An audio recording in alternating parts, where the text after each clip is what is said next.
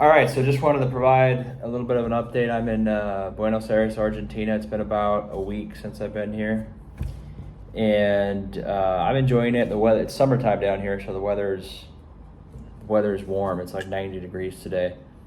The place I'm staying is it's a studio, so it's not big, but I guess the big difference from being in the U.S. and just bigger spaces in general is that you really don't need a lot of space if you're living more of a minimalist type lifestyle. You need a bathroom, you need a bed, and then you need just like a small kitchen.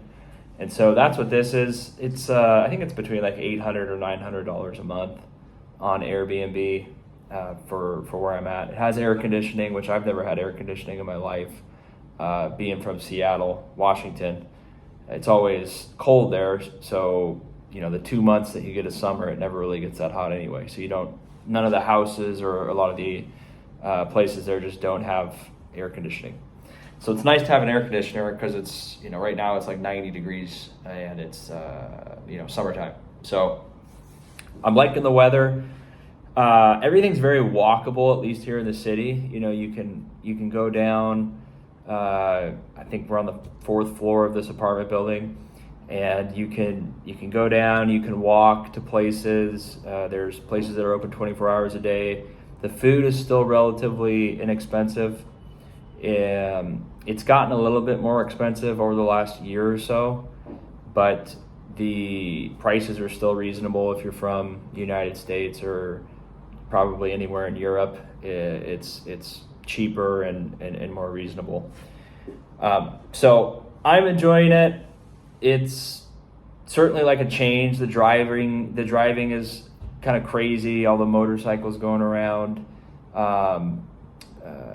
People, there's tons of people everywhere, always walking at any time of the day, which is a lot different from where I grew up. But all in all, I think it's good. You could live here probably for $2,000 a month if you were by yourself, or maybe certainly under $3,000 a month, including like a decent place to stay with amenities, and whether that be a studio or like maybe a 1-bedroom apartment in the city area with including food and any other kind of stuff you want to do, traveling or using like a Uber or bus or going to some stuff. We went to the tennis. There was a tennis tournament, so the ATP 250 was down here in Buenos Aires, and that was like, I think it was like $100 to get in per person. So that was kind of the only expensive thing that I've got since being here. Otherwise, it's really just a couple $100 a week on food and getting around. I did not get a rental car, so I don't have a car. And that's a big difference between here in the U.S. is that you do not need a car here at all if you're in the city. The public transportation is very good. There's a subway system. There's plenty of buses, and Uber is incredibly cheap. You could do something here for Uber that costs maybe like $7 that in the U.S. would probably cost $40 or $50. So it's incredibly inexpensive when you compare it to somewhere like the United States. So for me, I was just at the point in my life where I didn't really need to be in the United States. I didn't have a house there or any great job opportunity that I was doing. So it made sense to come down here for a while and do that. And if I, going back to the U.S., if I had had a house or if I had had a job that was, really high paying job, then I obviously probably wouldn't have left. But, you see people get older, you see people die, you have stuff happen in your family, and you realize you only live once, right? So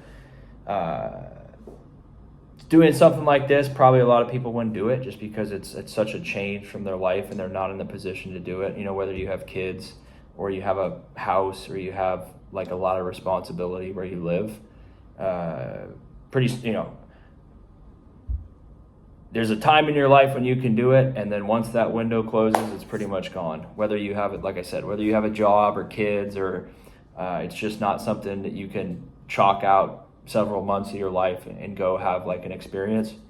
And for me, it's really not going to cost that much money. I mean, it's going to cost less than $10,000 for the whole thing, including everything: plane, flight, plane tickets, transportation, staying at different Airbnbs, food, eating out. It's not like overly expensive. So you're not doing crazy stuff. You're not renting like a penthouse or driving in a fancy car or going to fancy dinners all the time. The food here is still relatively inexpensive. I think it's gone up, but if you go to a decent place, it's for two people, it's maybe $20 US, $25 maybe if it's a little bit nicer. And if you cook yourself, it's incredibly cheap. So for me, I like it. The weather all year round is nice. Now it's the summertime, but I think there's, even in all the other seasons, it's basically sunny most year round. So and you can go running pretty much close to pretty much anywhere. I mean, there's parks and stuff all around that you can go running outside. Being in Seattle, most of the year you have to go do that inside because it's raining or cold. And I've certainly done that outside, like exercise outside in Seattle, but it's not fun. It's cold, it's rainy, it's snowing, it's wet, it's windy, and it's just not warm. So you have to really bundle up and get ready for it. But here you can just go outside and you're right in the middle of the action. It's nice not having a car. You just don't need it. Anywhere you want to go, you can get the public transportation. You don't have to worry about the cost of Ubering because it's so cheap. And it literally feels almost like stealing. You get an Uber.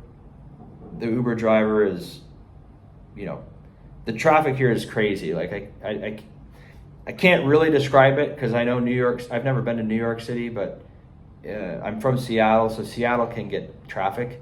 But here in the whole city, there's just the horn honking is crazy. It's all night long. They're honking their horns all night long. The motorcycles are going crazy.